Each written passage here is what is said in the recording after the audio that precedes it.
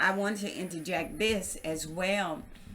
Another form of abuse could be, say for instance, you got into an argument with your spouse, and let's say it's the woman. The woman is the type of person that she gets upset. Now she's not talking to you for a week. 2 weeks pass by. She's not saying anything to you. Or vice versa. It could be the husband who does that. That's another form of abuse. Ignoring somebody for, long periods of time. Because the Bible tells us to be kind one to another. That's not being kind when you ignore your partner, the person you say you love, the person you say you're going to be with forever, you're going to protect. That's not loving someone.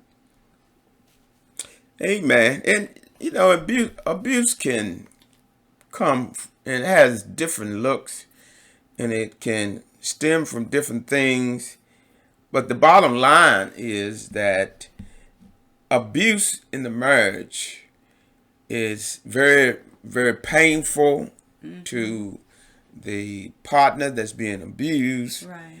And abuse in your marriage is something that certainly you want to drive out of your marriage. It's not healthy for the success of the marriage.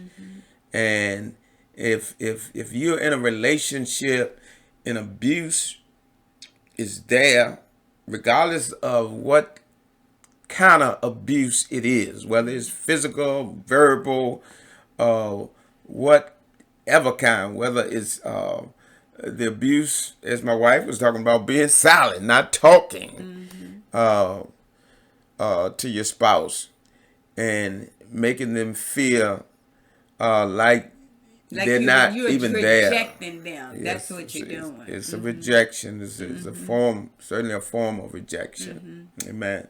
Amen. So, what do you feel that people should do if they're in that type of situation? Well, the thing about it, when you're in a relationship, there's two people that you're dealing with. And you can only do your part and pray that your partner respond in kind to your efforts to make things better. But the main thing is to do your part. Do whatever God is calling you to do to bring about the peace and love and joy. The one thing that I would suggest, and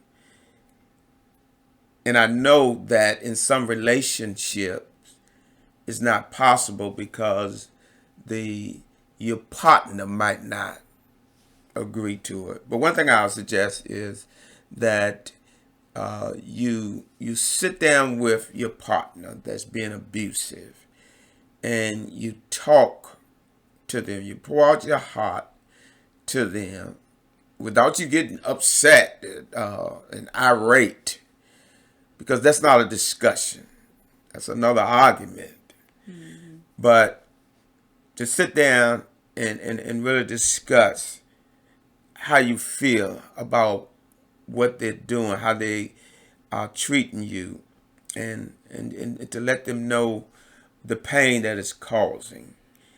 To be able to sit down and talk with them and just share with them just what it's doing to you and how it make you feel, and the request that it cease for the sake of the marriage. Now, once again, I said your partner has to be willing to sit down and listen.